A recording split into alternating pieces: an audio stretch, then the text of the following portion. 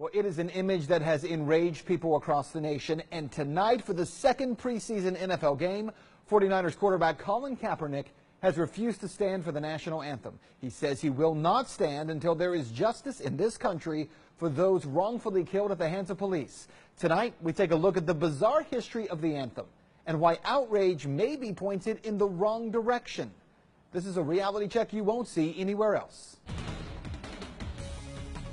When there's significant change, and I feel like that flag represents what it's supposed to represent, and this country is representing people the way that it's supposed to, I'll stand. Well, that was San Francisco 49ers quarterback Colin Kaepernick explaining why he says he will not stand for the national anthem. The internet, as you know by now, has exploded over the decision to sit, including fans setting fire to Kaepernick's jersey. But interestingly, Kaepernick won't stand for an anthem that, as it turns out, celebrates the death of slaves. And I'm willing to bet you had no idea about this, because the only part of the story that we sing is the first verse. And yet, if you keep singing, the Star-Spangled Banner says much more than you might think. Let's start here, because the Star-Spangled Banner came to be during the War of 1812. It was written by Francis Scott Key. The War of 1812 was a war in which the United States attempted to take Canada from the British Empire. But the U.S. underestimated the British, who were able to overrun Washington, D.C. The banner itself, it was written in 1814 about the Battle of Fort McHenry in Baltimore.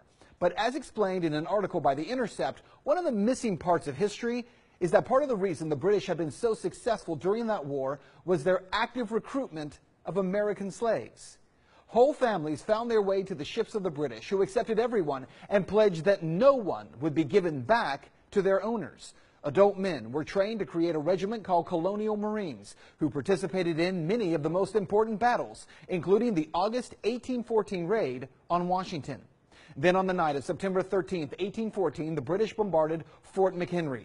Key, seeing the fort's flag the next morning, was inspired to write the lyrics for the Star-Spangled Banner.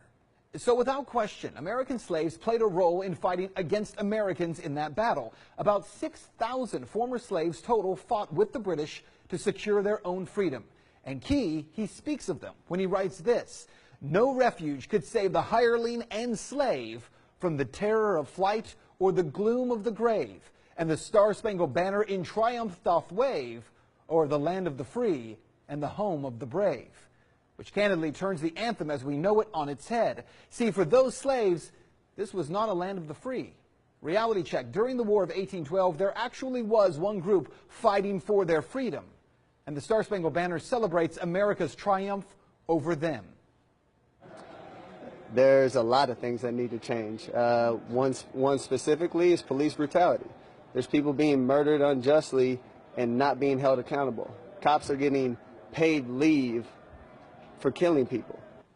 So what you need to know is that for all the outrage over Colin Kaepernick, let's end here with a question. In 2015 alone, 102 unarmed black men were killed by police nationwide, and hundreds have died every year. 2014, remember this guy, Eric Gardner? He was choked to death by police because he had sold loose-leaf cigarettes. No officer was charged. 12-year-old Tamir Rice in 2014, he was shot to death within 2 seconds of officers arriving on the scene while holding a toy gun on a playground in Cleveland. And no officer was charged there either. Even this year, 2016, Philando Castillo, he was shot to death in Minneapolis. He had a concealed carry license. He never touched his gun. Yes, he had a gun on him, but he told the officer about it. And yet he was shot to death anyway. And these are only 3 faces of the hundreds of unarmed black men who have died at the hands of police officers. Now here's the question. If you feel outrage when you see this picture of Kaepernick sitting down, and yet you do not feel any outrage when you see these images, well, quite candidly, isn't that part of the problem? That's Reality Check. Let's talk about that tonight on Twitter.